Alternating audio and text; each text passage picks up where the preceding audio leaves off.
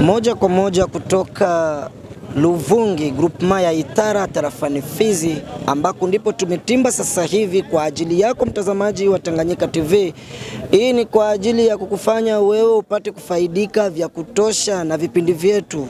Na kwa sasa hali ni tete kabisa kwa upande wa medias, maana William Amuri Yakutumba amekataa kuzungumuza kwenye media ya Tanganyika TV ya kwamba hajawa tayari kuzungumuza na kuongea chochote, maana anapambana. Nilipofika nikamkuta kwenye shamba la mapambano, akasema kwamba huu haujawa muda wa kuzungumuza kwenye medias, lakini kama ninahitaji taarifa basi ataniambia. Tulizungumuza 1, 2, 3, hata na msemaji wa chama cha CNPSC hakuweza kuwa tayari kuzungumuza. Akasema kwamba lazima Yakutumba wajibike kumshinda adui ndipo atapozungumuza lolote kwenye medias au kwenye mitandao ya kijamii, na kuwaonya pia wanaotoa habari za mitandao za kijamii wao wanafanya kama Tanganyika TV inakuja moja kwa moja mpaka kwenye shamba la mapambano, wanaona ukweli halisi na kutangaza yaliyo halisi.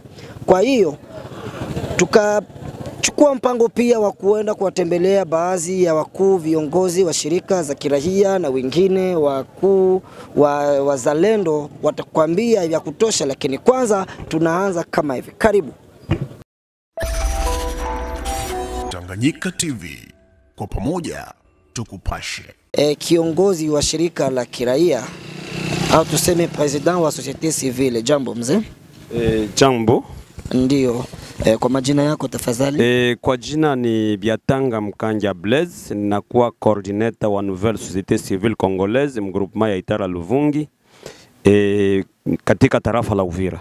Asante sana. Hali ikoje ndani ya Luvungi? Maana ndipo pananukia kwamba kunaweza kuwa kama pambano na toka zile ambazo tulianza kusikia kwamba M23 inakuja na songa mbele. Luvungi ilikuwa na hali gani na kwa sasa ina hali gani? Kwa wakati ambako tuliweza kuwa hapa ndani ya mji wetu, kisha kusikia wahasi wa M23 wanakuja kwa kupiga Bukavu, majeshi ya FARDC inaanza kukimbia. Sisi hapa Luvungi tulikuwa na changamoto ya kuanza kukimbia kwa sababu watu walianza kutikisika, wamoja kuanza kimbilia Burundi, wengine kukimbilia kwenye milima ya huku Ndolera na nafasi zingine. Na hapo iliweza kuwezekana, hiyo changamoto iliweza kuleta woga, lakini kisha hapo majeshi yetu ya ambao wanaitiwa wazalendo na waliweza kutoka eneo za Fizi na wengine ambao walitokea kwenye tarafa letu la Uvira vile na tarafa letu la Uvira territoire, waliweza kamata jukumu ya wote kufika hapa Luvungi. Na kisha kufika Luvungi, na hapo kweli raia iliweza kuona kama kweli tunapata wakombozi, na hapo ndio lituma mugini inakuwa sasa na amani kidogo, na mpaka kwa leo mnaona watu wanakuwa wengi hapa ndani ya mji wetu wa Luvungi, na hiyo ikaonesha kama woga hakuna tena. Lakini mpaka sasa raia inakuwa na woga kidogo. Kupitia nini? Kupitia kuona kama ile kivimba au wale watu ambao wanakuwa ni waasi wa M23 wanakuwa pale Katogota, Kamanyola, na ile tu ndio woga ambao tunakuwa nayo. Lakini tunakuwa na amani kidogo kwa kungojelea na kujua kama majeshi yetu ya FARDC na wazalendo watafanya kazi kwa kupiga ule adui. Asante sana kwa maelezo. Tulikuwa tunahitaji kujua Katogota, wananchi au wakaaji wa Katogota wanapatikana wapi kwa sasa, maana unajua waasi wameenea maeneo hayo. Tuseme kuanza wakaaji wa Katogota na Luvungi kwenye 100%, ninaweza sema ngambo ya Katogota kwanza watu hawako. Nikisema hapa Luvungi kwa 100% hapa Luvungi tunaweza kuwa na 50%, na ingine 50% inaweza ikapatikane Burundi, katika tarafa la hapo Chibitoki, mjini Rugombo, ndio watu wote ambao wanakimbilia kuanzia Kamanyola, Katogota na Luvungi, Bwegera mpaka na kuendelea Sange.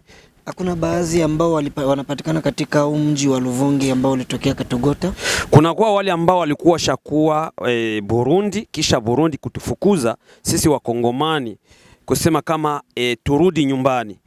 Yeyote ule ambaye anakataa kuenda kambini Rutana, kama nakataa warudi Kongo, ilibidi wamoja walirudi Kongo, wamoja wanapatikana hapa Luvungi, wengine wanapatikana Sange, na wengine walipanda katika miji tofauti kama vile Nyamtiri, Lemera na hapo CDC Kiringi. Asante sana ndugu Mkangya. Tu labda kwa kupenda kujua vizuri papa kiongozi, nilikuwa napenda kujua hali ikoje sasa hapa Luvungi kulingana na matembezi. Watu wanatembea kiuhuru kabisa au bado wana ule uoga wa kusababisha kwamba pengine kunaweza kukawa maafa yanaweza kutokea baadaye? Kwa ngambo ya uoga au ngambo ya kutembea, ninaweza kusema kama vile kiongozi wa shirika la kiraia hapa Luvungi watu waanza kutembea kihalali.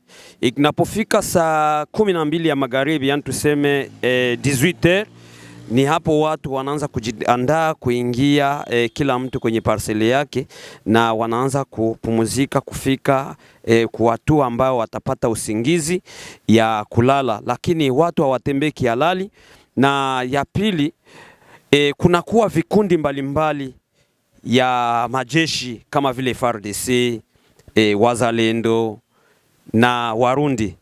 Lakini ukiangalia jukumu au ambayo inaleta shida ndani ya raia yetu ni pale tunakuwa na vikundi vya serikali vingi na wizi unajitokeza, kwa sababu hatujue tena ni wanani ambao wanaiba, kama ni vikundi ambao vilitokea wapi, hatujue ni vikundi wa kina nani, kwa sababu kila kiongozi tunakuwa na wajenerali wengi, tunakuwa na wakoloneli wengi, na hapo kila watu wanakuwa na vikundi mbalimbali vya majeshi, na hapo ndio kunajitokeza wamoja ambao wanakuwa walitoka kwao ni wezi, wanakuwa kama vile wakuja kukomboa raia, wanakuja kuiba, na ile ndio inaleta mambo isiyowezekana, inatuma watu wanakuwa na woga, na kila muda wanapiga masasi mpaka ile masasi inatuma watu hawana amani ndani ya groupement ya Itara Luvungi. Haya, neno lako la mwisho kwa serikali?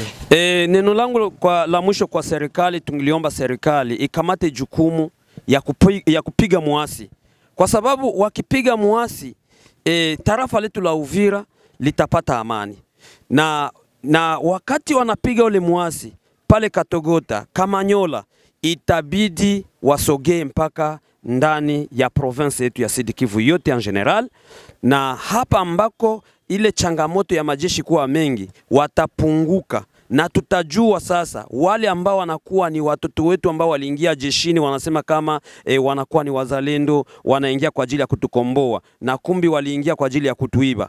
Ni hapo tutajua sasa jeshi ni nani, mzalendo ni nani, na nani anakuwa ni mwizi ambaye tutajua kisha yeye kubakia hapa, na serikali itafanya kazi yake ya kumshika na kumbeba mahakama.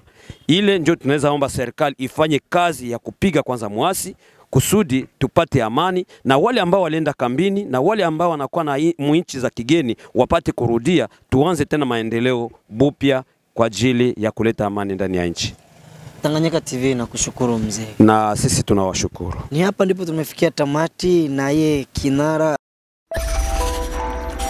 Tanganyika TV, kwa pamoja tukupashe.